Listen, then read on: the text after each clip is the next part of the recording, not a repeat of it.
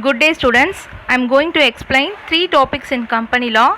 They are company and its characteristics, holding company, and finally advantages of company. Let me explain what is a company and its characteristics. A company is a body corporate or an incorporated business organization registered under the Companies Act 1956. When two or more persons join together and starting a business, it should be registered under the Companies Act 1956. Then only we can say it is an incorporated company. It can be a limited or unlimited company.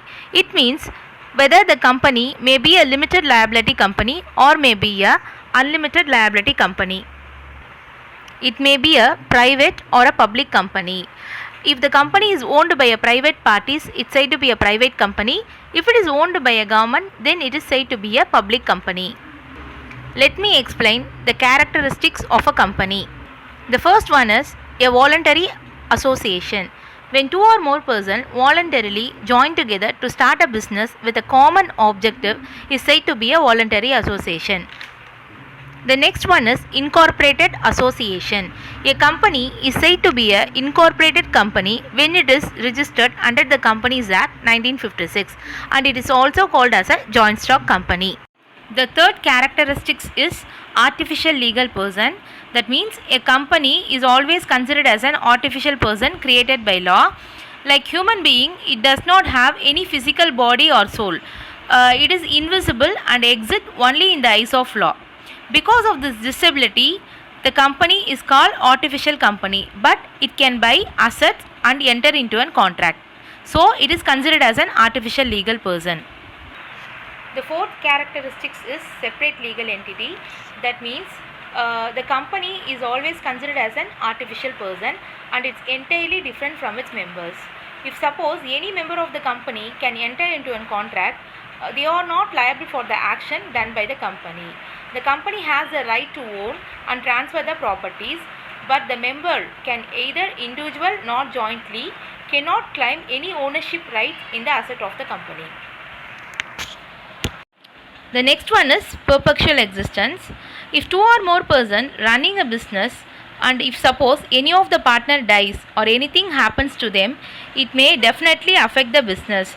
But if it is a registered company, the life of the company does not depend upon the death, insolvency or retirement of the members. So the registered company will always have a perpetual existence. The next characteristics is common seal. That is, being the company is an artificial person created by law, it cannot sign or enter into any contract. So, on behalf of the company, the directors only can enter into a contract. Then the common seal is always considered as the signature of the company. The next one is limited liability. That is, if it is a registered company, the member will always have a limited liability. For example, if A is a person or a member of a company who bought shares from the company and paid the full value of the shares, he is not at all liable for the debt incurred by the company. The eighth characteristics is transferability of shares. If suppose a person bought a shares in a public company, the member can easily transfer the shares to another. But if it is a private company, they cannot freely transfer the shares to another person. It may have some restriction in transferring the shares. The last one is separate property. That is, a company is seen as an individual person in the eyes of law. The company is always capable for owning, enjoying and disposing of property in its own name. That is, even though the share capital of the company is contributed by the shareholders, the property of the company is not the property of the shareholders. The last characteristics of company is capacity to sue.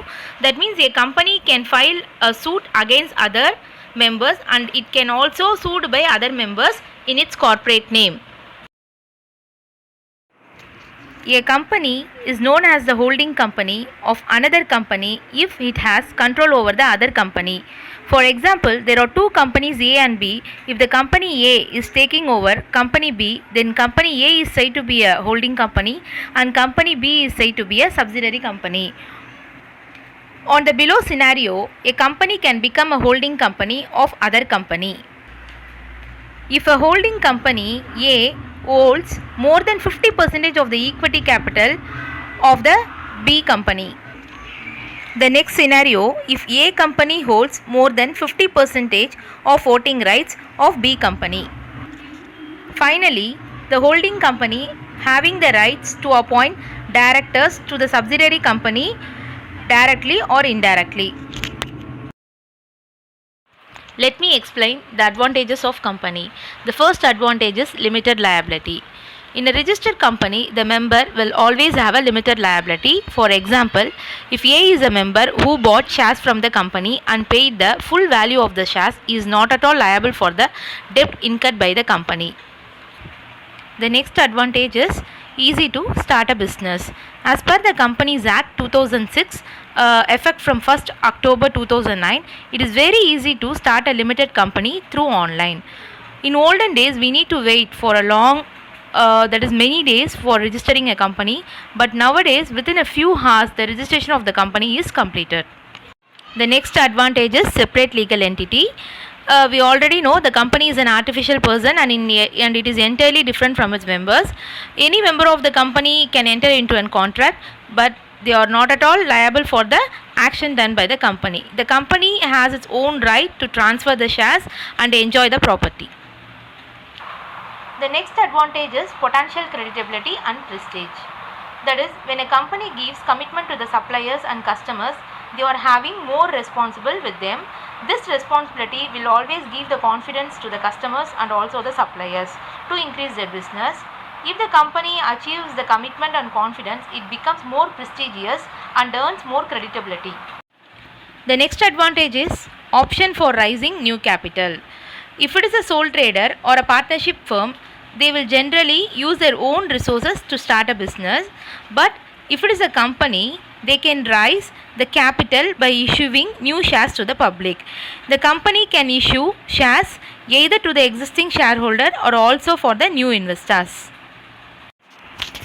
The next advantage is project cost and risk factor. When an entrepreneur himself needs to start a project, he needs to bear all the cost and risk factor involved in the business. Whereas if suppose a company needs to start a project, the cost will be managed by issuing shares and the risk is also bared by all the person. The next advantage is exit from business. If a company decided to sell its ongoing business, they need to transfer the entire shareholding to the purchasing company for maintaining their business easily. It also saves times and money of the promoters and also saves huge amount of stamp duty. The next advantage is easy transferability. Already we have discussed about this transferability of shares. That is, if it is a public company, the members can easily transfer the shares without any restriction. But if it is a private company, it's having more restrictions in transferring the shares. The last advantage is borrowing capacity. Comparing to a sole trading and partnership business, the company can raise fund easily by both issuing debentures, whether it may be a secured and unsecured debenture, and also they can accept the deposit from the public. Even bank and other financial institution can also give first priority to companies by lending loans.